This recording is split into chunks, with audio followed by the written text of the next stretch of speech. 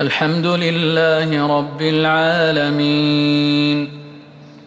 الرحمن الرحيم مالك يوم الدين إياك نعبد وإياك نستعين اهدنا الصراط المستقيم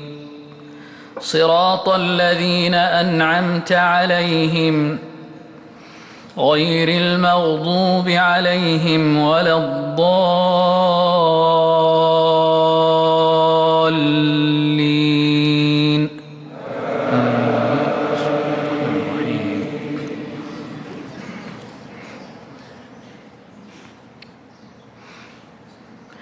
عم يتساءلون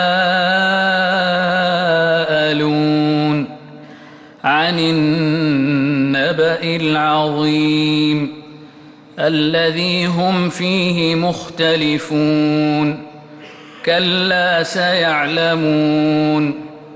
ثم كلا سيعلمون ألم نجعل الأرض مهادا والجبال أوتادا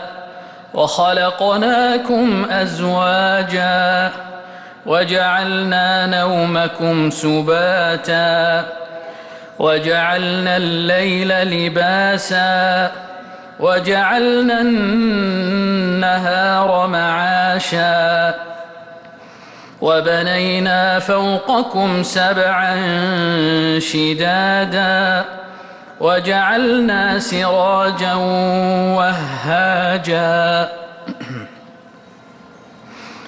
وجعلنا سراجا وهاجا وأنزلنا من المعصرات ماء ثجاجا لنخرج به حبا ونباتا وجنات ألفافا إن يوم الفصل كان ميقاتا يوم ينفخ في الصور فتأتون أفواجا وفتحت السماء فكانت أبوابا وسيرت الجبال فكانت سرابا إن جهنم كانت مرصادا